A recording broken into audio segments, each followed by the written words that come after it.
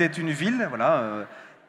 On écoute les histoires, on raconte les histoires et on se transmet les histoires en racontant cette phrase de toute éternité. Il était une fois, eh bien c'est aussi ce que vous faites, Thomas Reverdy, avec Il était une ville, fiction donc. Et donc, à tout débat sur la littérature, il faut aussi son non-fictionneur, puisque la non-fiction fait partie de la littérature. Et donc, c'est l'écrivain Nicolas Dessienhorst qui s'y est collé, puisque vous faites souvent vous écrivez souvent des romans, mais là, vous avez composé un dictionnaire amoureux de Paris dans la fameuse collection Les Dictionnaires amoureux des éditions Plomb. Deux fictions, une fiction sur ces villes. Je voulais commencer par Marseille, parce qu'il y a un certain parallèle, Fabrice Loy, entre le jeune gitan forain dont vous racontez l'histoire à Marseille et une actualité qui se passe en ce moment même à Paris, dans le 16e arrondissement, puisque pendant que nous parlons, une manifestation organisée par des groupuscules d'extrême droite est en train de se dérouler dans le 16e arrondissement, puisque le cirque romanesque, qui est un cirque gitan, est la cible de plusieurs vols depuis à peu près un mois. C'est passé en boucle, les informations encore ce matin. Donc je voulais commencer par ça, puisque mine de rien, il y a non pas une relation, mais il y a une résonance entre le destin que vous faites arriver à Marseille, ce jeune gitan qui choisit Marseille, et ce qui se passe en ce moment. Qu'est-ce qui fait que le diplômé en histoire, le musicien de jazz et le voyageur, puisque c'est comme ça que vous présente les biographies, a été attiré donc par ce personnage de Tony, jeune gitan, forain, qui choisit, et musicien de jazz également, qui choisit d'aller vivre à Marseille? Il choisit Marseille comme le choisissent beaucoup de gens, et plus particulièrement... Mais vous Ah, parce que moi je sais pourquoi choisir Marseille, puisque j'ai lu le livre. ah excusez-moi, je n'avais pas compris votre question. Qu'est-ce qui fait que moi j'ai choisi Marseille? J'ai Oui. choisi Marseille parce que c'est une ville où beaucoup de gens arrivent aussi après avoir échoué ailleurs. C'est une ville qui accueille les gens qui veulent se refonder affectivement, socialement, économiquement.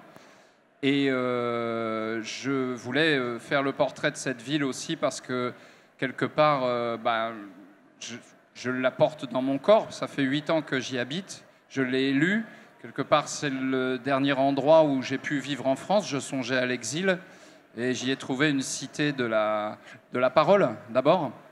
Et pour un écrivain, je pense que c'est une ville rêvée parce que c'est aussi une ville de mer et de montagne et que donc la prose peut y prendre beaucoup d'élan.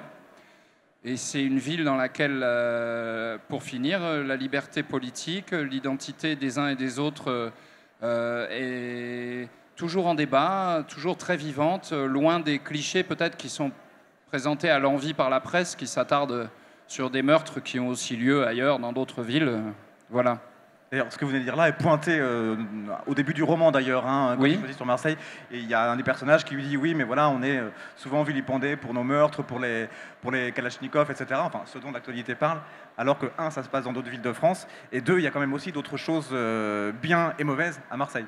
Oui, tout à fait. Je pense que j'ai fait un portrait tendre, doux, amer de cette ville, avec le souci de ne pas me l'accaparer. C'est-à-dire que il y a beaucoup de choses extrêmement qui demanderaient une vie de travail au sujet de Marseille pour en parler de tas de façons.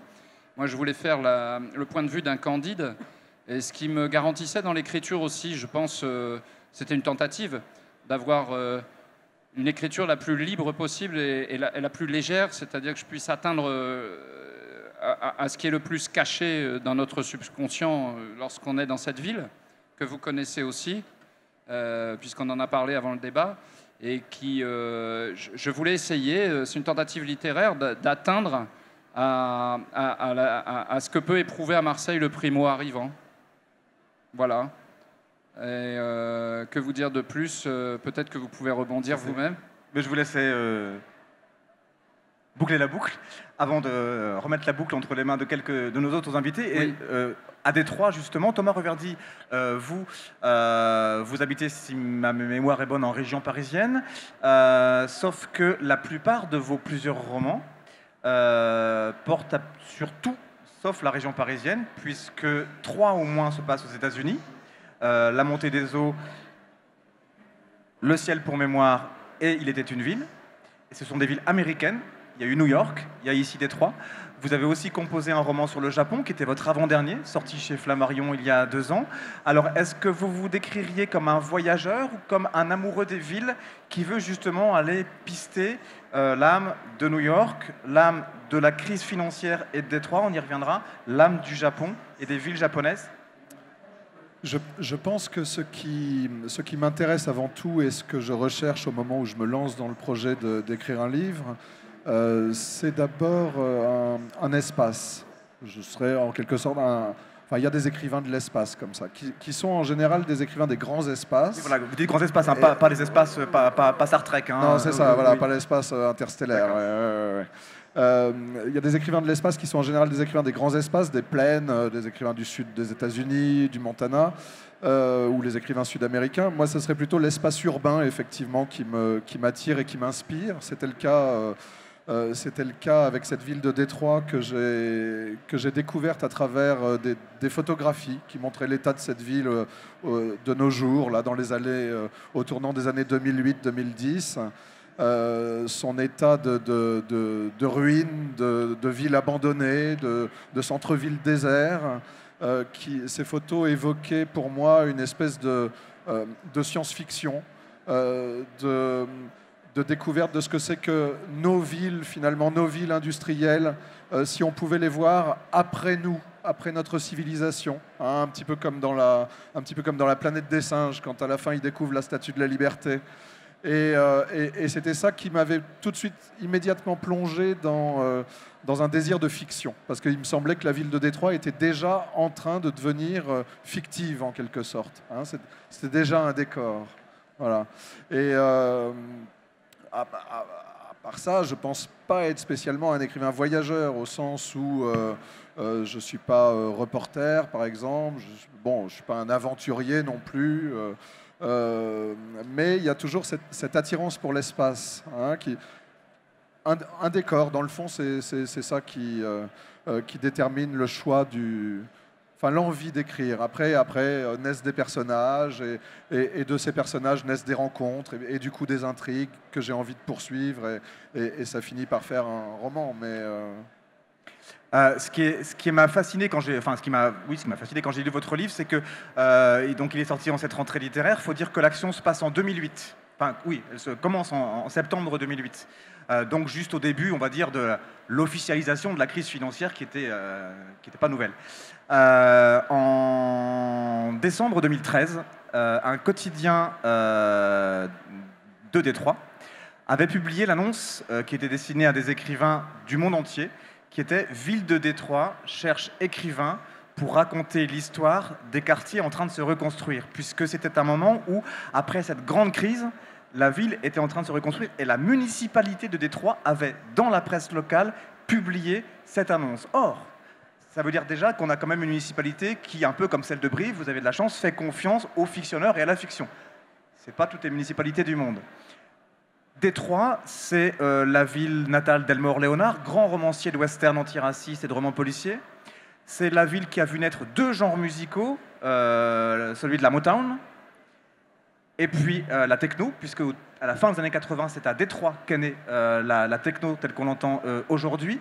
C'est évidemment les usines Ford, les usines Chrysler, etc., et Pontiac, etc. C'est une ville qui a été un des endroits principaux de la lutte entre les Français et les Anglais lorsqu'il y a eu la décolonisation des États-Unis. Les Français étaient du côté des Indiens, c'est pour ça qu'on a des Pontiac, etc., qui étaient des non-indiens, et que cette ville a gardé une certaine confiance envers la culture française et envers la culture tout court.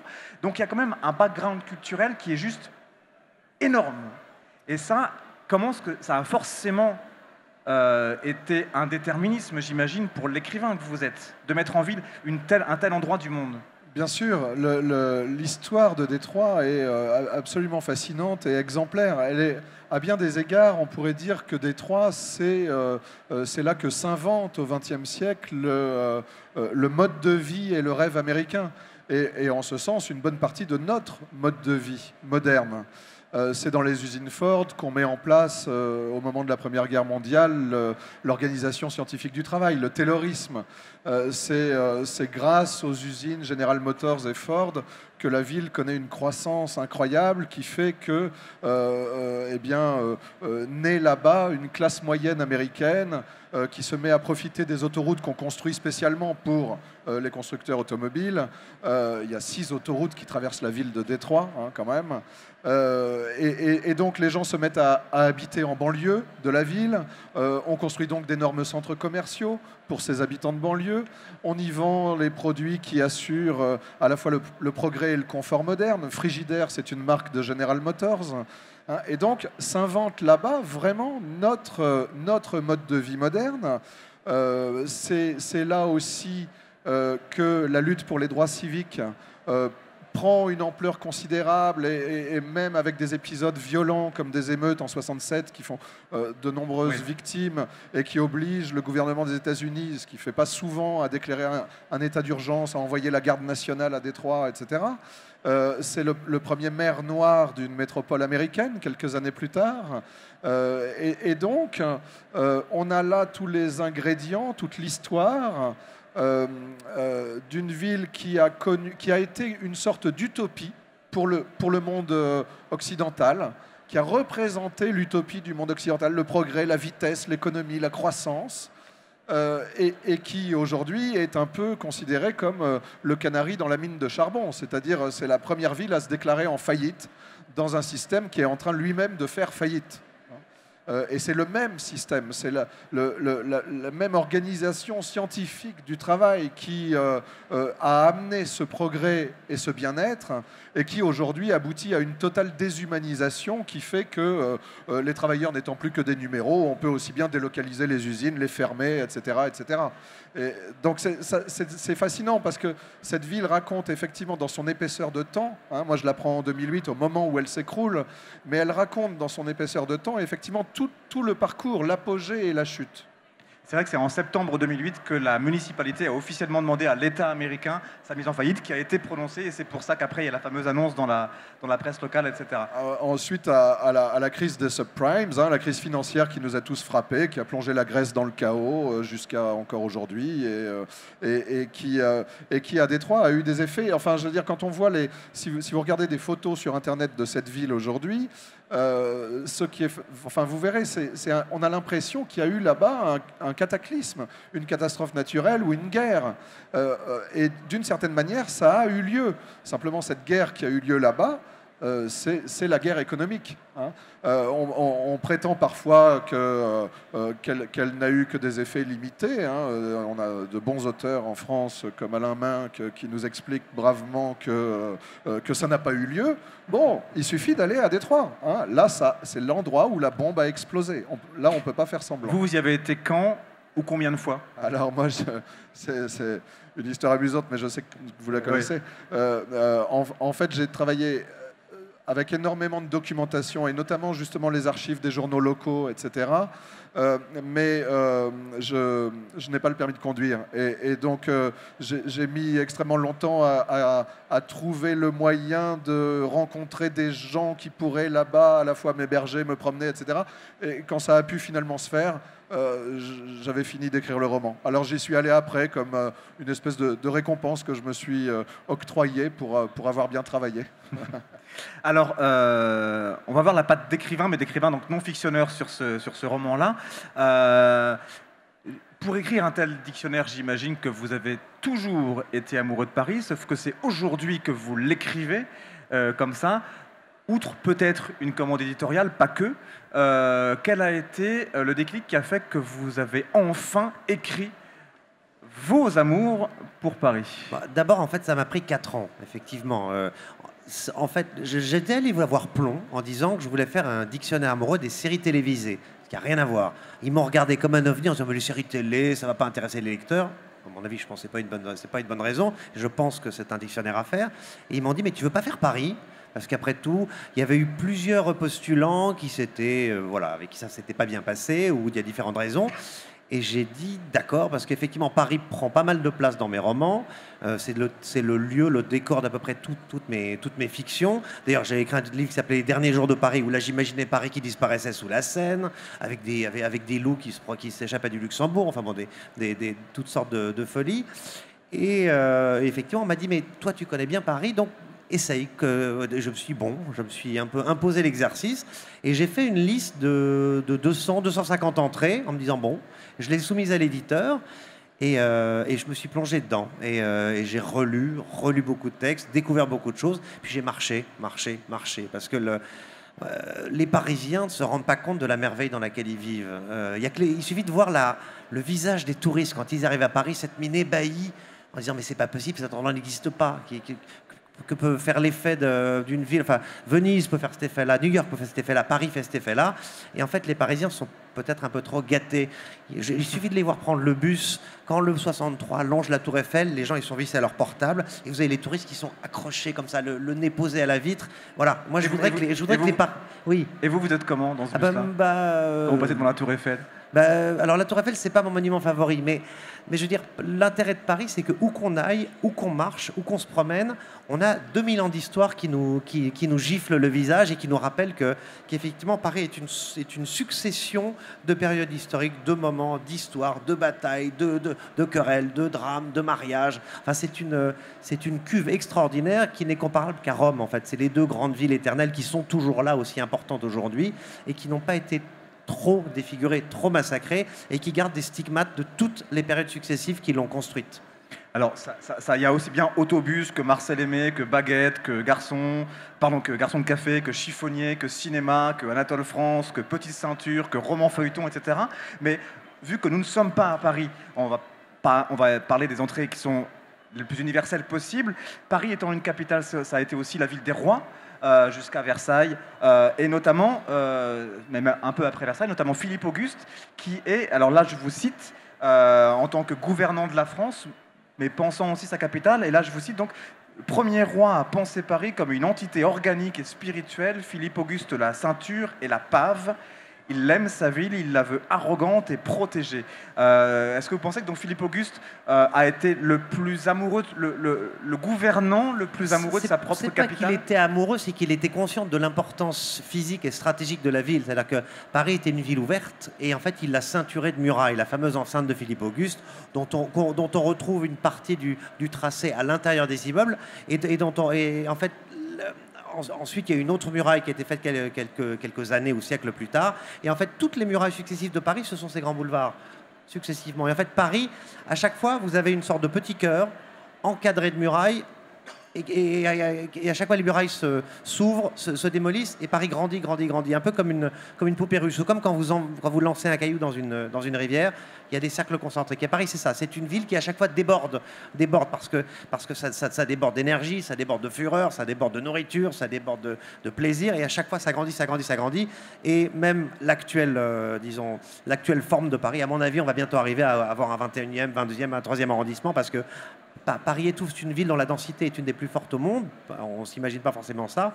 Et qui est une ville, même si c'est une ville assez figée, c'est une ville qui est en perpétuelle modification.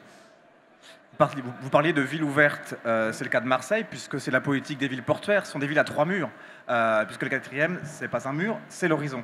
C'est ce qui constitue l'appel d'air éternel de ce genre de ville-là, c'est ce qui fait de ces villes, alors surtout de Marseille en France, des villes migratoires, c'est ce qui fait que c'est un réservoir à histoire toujours un peu particulier. C'est aussi une histoire de migration contemporaine, d'ailleurs, que vous mettez, puisque ça peut se greffer aussi sur la thématique des migrants. Hein. C'est aussi comme ça que moi je l'avais lu, il est paru en cette rentrée littéraire. On peut le lire aussi comme ça. C'est deux personnes qui sont mêlées en gros à un trafic d'armes qui va amener l'une d'elles à Marseille. Cette personne va prendre avec elle le fameux Tony, qui participe d'une manière que je vous laisserai découvrir, et qui est aussi donc musicien, et qui lui va du coup choisir de rester à Marseille et de nous faire découvrir cette immigration et ces diasporas africaines à Marseille, les africanités de Marseille, et ces africanités en 2015. C'est ça dont il est question. Est-ce que pour vous, qui habitez d'ailleurs dans cette région, je crois, hein, vous habitez entre Marseille et Arles. J'habite entre Marseille et Arles, oui. Mais vous habitez où entre Marseille et Arles? Marseille et Arles. Et donc, je suis quelque part entre les deux. Ah oui, donc vous êtes les deux à la fois. C'est métaphorique, oui. Et je voudrais rebondir sur ce que disait Thomas Reverdy à propos de... Je pense que ce qu'il y a dans la teinte de mon livre, si vous voulez, c'est pas du tout un polar ni un portrait en noir de la ville, en sombre. Ce qu'il y a, c'est la même question qu'à propos de Détroit ou de Paris, c'est la question de la place d'une ville dans l'histoire. Et en fait, Marseille, on n'a pas de... Actuellement, on voit très très bien qu'il n'y a pas de projet historique, il n'y a pas de projet politique. À part le commerce, les centres commerciaux, telle ou telle architecture de prestige, finalement, la ville n'a pas de direction. Et on s'aperçoit que, au fond, assez vite, que la ville, depuis qu'elle est sortie de l'histoire coloniale, elle n'a pas de projet. Il y a même, de toute manière, un trafic portuaire qui décroît. Enfin bon, c'est un énorme problème pour cette ville, qui en même temps est riche de beaucoup d'identités qui se côtoient. Moi, je ne voudrais pas faire le portrait idyllique d'une ville dans laquelle tout le monde s'entend bien, se mélange, etc. C'est une ville communautariste, Marseille. C'est pas une ville. Voilà. C'est une ville communautariste. Mais ça fonctionne. Je pense qu'il ne faut pas réagir de manière trop catégorique avec cette histoire de communautarisme. Ça peut aussi avoir des vertus dans une société où la crise ne prend pas trop d'importance. Quant au portrait que je fais de l'Afrique, il est plutôt comme l'Afrique en face. C'est-à-dire que dans mes livres, souvent, je fais le portrait de l'Afrique comme faisant partie de l'histoire avec nous. Exactement comme, pour reprendre ce que vous disiez en introduction de ce débat, je fais le portrait des nomades, des voyageurs, des forains et des gitans, comme faisant partie de l'histoire avec nous. Et je pense qu'une partie du projet complètement délirant de l'extrême droite, c'est d'expliquer qu'il n'y a de tenants d'histoire qu'une certaine partie de la population. On sait où ça a mené, où ça pourra encore mener, n'est-ce pas? Et le livre est clairement dans cette perspective d'un universalisme, mais qui n'est pas un universalisme bêlant ou rose. Le livre est très cruel, il est assez dur, c'est de la littérature, on n'est pas là pour... dans ce livre, pour imaginer des mondes qui n'existent pas. C'est un livre de peinture sociale. Et c'est vraiment une ville, Marseille, vivante. C'est comme la peinture d'un chaudron dans lequel il y a beaucoup d'amour, il y a une sacrée cuisine. Et on a là, on aura en définitive, dans mon roman, essentiellement, à mon avis, un thème très très fort de notre société, qui est la passation de la part d'un homme qui pourrait être son père à un jeune d'un certain nombre de valeurs, étant entendu que ce sont des valeurs de vie pratique qui viennent de la guerre et qui posent beaucoup de questions, et ce sont des questions d'échecs vitaux, ce sont des personnages qui sont en échecs vitaux. Et ils vont devoir se débrouiller avec ça, un peu comme nous tous, qui savons très bien qu'en arrière-plan, nous sommes en danger d'échec. C'est ce qui nous pousse à aller plus loin et à aller des fois enquêter sur les lieux du désastre, parce que Détroit, enfin, ça fait un moment que je vois, il y a eu des livres de photographie sur Détroit qui sont sensationnels, où on voit ces théâtres, vous avez dû les visiter, hein, ces théâtres absolument magnifiques qui sont détruits, etc. Et ça pose la question où est passée l'histoire. Je trouve, en tant que romancier, que l'histoire a déserté la France actuellement. Elle a déserté Détroit. Je me pose la question de savoir si... mais là, je vais m'arrêter là parce que ce n'est pas le sujet de la rencontre, mais je me pose la question... Je me pose la question de... Vous allez où D'accord. Je me pose la question de savoir si l'histoire est en Amérique latine actuellement, aussi évidemment en Chine. Je constate, puisque vous avez mis quand même un caractère un petit peu éditorial à la rencontre, je constate qu'on vient d'apprendre l'entrée massive de la Chine dans le nucléaire français. On n'en parle pas. Il y a eu quelques bons articles dans la presse, mais grosso modo, ça ne fait pas débat. Pour moi, c'est une rupture totalement historique, incroyable. Et c'est la preuve, comme il n'y a pas de débat public autour de ça, c'est la preuve que quelque part, notre pays est sorti du débat démocratique et donc de l'histoire. Pour moi, on est un satellite. On est un satellite de l'histoire. Je ne vais pas dire de la Chine, parce qu'on va tomber dans la caricature, mais ça m'intéresse beaucoup, cette façon de voir, je suis historien de formation, de voir comment les énergies passent comme ça d'un continent à l'autre. Paris 19e, 20e, New York 20e, et maintenant. Ce qui veut dire que, alors, juste pour dire que le pirate du titre fait référence à ce commerce d'armes dont il est question dans le livre. le premier déclic qui vous est venu, est-ce que c'était le décor de Marseille, la ville de Marseille? Est-ce que c'était le personnage de Tony ou alors celui de Max? Est-ce que c'était la thématique justement de l'Afrique en face d'une ville européenne? C'est démarré comment? Histoire, personnage, thème? Ça a démarré comment un roman chez Fabrice Loy? Le roman a démarré par ma vie dans la ville. C'est-à-dire que je suis arrivé dans cette ville avec 2 valises, ou une valise et un saxophone. Et je me suis plu. J'ai joué le jeu de la chimie. Est-ce que ça va marcher? Est-ce que ça va pas marcher? Au départ, ça a tout de suite marché. Mais après, je suis allé dans la profondeur de cette ville. Comme je suis musicien, j'ai pu aller très très vite dans pas mal d'endroits. Ça m'a beaucoup facilité la tâche. Et j'y ai vu tout naturellement, si vous voulez, c'est l'émotion que le paysage lui-même a produit en moi, qui a déjà tout naturellement mis Marseille au devant. Je voyais à la fois la violence et la dureté sociale de cette ville, et en même temps, le paysage minéral et maritime autour. Je ne pouvais pas ne pas écrire là-dessus. Je ne sais pas si je recommencerai, mais en tout cas, pour cette fois-là, je trouvais que c'était absolument indispensable et de planter le portrait de cette ville comme suspendu après la fin des colonies et en plein néolibéralisme. Voilà, je voulais tenter un portrait de cette ville-là parce qu'il était dans mon sang, quoi. C'est ma nouvelle ville. Nicolas Destiendorf, on a compris sur quoi portait le dictionnaire, mais donc vous disiez qu'effectivement Paris était la femme de vos autres romans, que vous avez été jusqu'à faire disparaître. Après avoir cartographié la ville pour le dictionnaire, quelles nouvelles dimensions vous sont apparues sur cette ville de Paris? Quel regard nouveau pensez-vous avoir acquis et écrit justement sur Paris? En fait, j'ai juste appris à la regarder vraiment. C'est ce que je disais, c'est qu'on vit dans un endroit sans forcément se rendre compte de ses aspérités, de ses complexités. J'ai découvert des quartiers que je connaissais mal. Il y a des quartiers où on ne va pas forcément, on se dit c'est pas intéressant. En fait, si, il y a forcément une personne qui habitait là. Enfin, en fait, j'ai découvert des fantômes. Des fantômes d'immeubles qui n'existent plus, des fantômes de châteaux qui n'existent plus, d'hôtels particuliers, de personnes qui y ont habité. En fait, je me suis rendu compte que Paris était une immense ville de spectres, mais de spectres très présents. Le spectre de la forêt qui vivait là avant.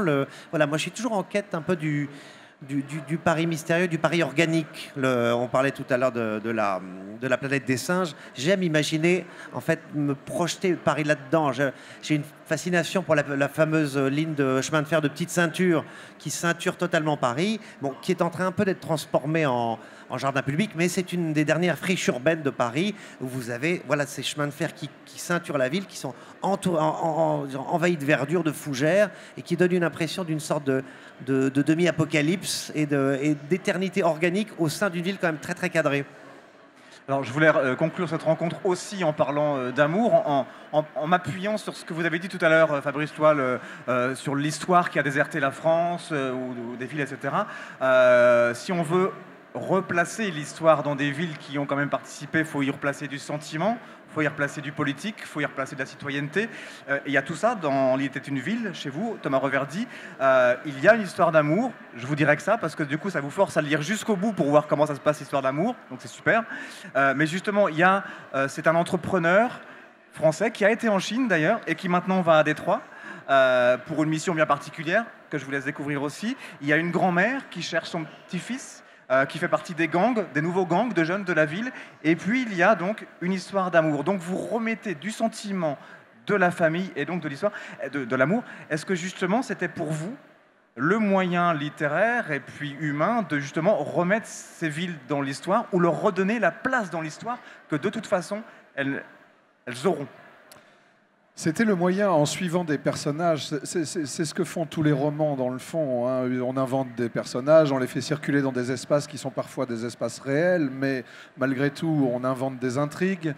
Et en faisant ça, en ayant des personnages, en les suivant, la caméra juste derrière leur épaule, là, on donne des représentations de ce qui est en train de se passer. de cette histoire ou de cette fin de l'histoire qu'on a parfois du mal à saisir, à comprendre, des moments parfois dramatiques que nous vivons. En suivant des personnages qui sont chacun des points de vue sur la ville, sur ce qui est en train de se passer, on donne à soi-même d'abord et puis au lecteur des représentations de ce qui se passe, de notre monde, quoi. Et évidemment, dans le cas de Détroit, on était dans une espèce de contre-utopie. Voilà, si c'était un genre littéraire, ce serait ça. Détroit a été une utopie du XXe siècle, la course à la croissance, à la vitesse, à l'argent, au mode de vie moderne, au confort. Et puis maintenant, ça s'écroule. Donc on est au moment où ce qu'on croyait être le bonheur se transforme en un cauchemar. C'est exactement ce qui se passe dans les contre-utopies. Et dans toutes les contre-utopies, 84, Le meilleur des mondes, ou alors Nous autres de Zamiatine, on a à chaque fois un petit peu le même schéma. C'est qu'on a un personnage qui au départ est convaincu que ce qu'il doit faire est bien. Là, moi, j'ai un ingénieur qui travaille dans le secteur automobile, qui a envie que ça marche, il a envie de construire des voitures, il pense que le progrès est là, que la voie du progrès, c'est toujours plus de confort, de vitesse, de consommation, etc. Et puis, il va se rendre compte que la ville est en train de partir en lambeaux, que tout s'écroule autour de lui, que dans son entreprise, plus personne ne sait même ce qu'il fait là-bas, et il va devoir redonner du sens à sa vie là-bas, parce que lui, c'est un être humain, il est comme nous tous, il doit donner du sens à ce qu'il fait. Et comme dans toutes les contre-utopies, comme dans 84, comme dans Nous autres, etc., eh ben, ça va passer par l'amour. Parce qu'effectivement, c'est grâce à l'amour qu'il va pouvoir tout à coup rencontrer quelqu'un d'autre qui existe dans ce contexte complètement déshumanisé. Et si quelqu'un d'autre existe, c'est que peut-être j'existe aussi. Hein, et donc, c'est le début d'une prise de conscience et d'une tentative courageuse, avec des moyens humains, c'est pas un super-héros, de construire sa vie, de s'accrocher malgré tout, malgré le désastre. Alors, c'est sur cette notion ouverte et positive que je propose de conclure cette table ronde, pour deux raisons. D'abord parce que c'était prévu comme ça, et deuxièmement parce que deux des trois auteurs ne sont plus là que pour quelques instants, donc si vous voulez les voir pour prendre leur livre, vous n'avez plus que quelques instants. Thomas Reverdy est là jusqu'au tout début de soirée pour, entre autres, Il était une ville chez Flammarion, paru en cette rentrée littéraire. Nicolas Destendorf est là aussi également jusqu'au tout début de la soirée pour son dictionnaire amoureux de Paris aux éditions Plomb. Fabrice Lois pour Pirate chez Gallimard. Vous êtes là jusqu'à quand ? Je serai là demain aussi. Voilà, donc là vous avez un peu plus de temps, ce qui ne vous empêche pas, sur le chemin, d'aller voir aussi donc les trois romanciers avec qui nous venons de parler, que je remercie de leur participation. Merci à Corée CB et merci à vous.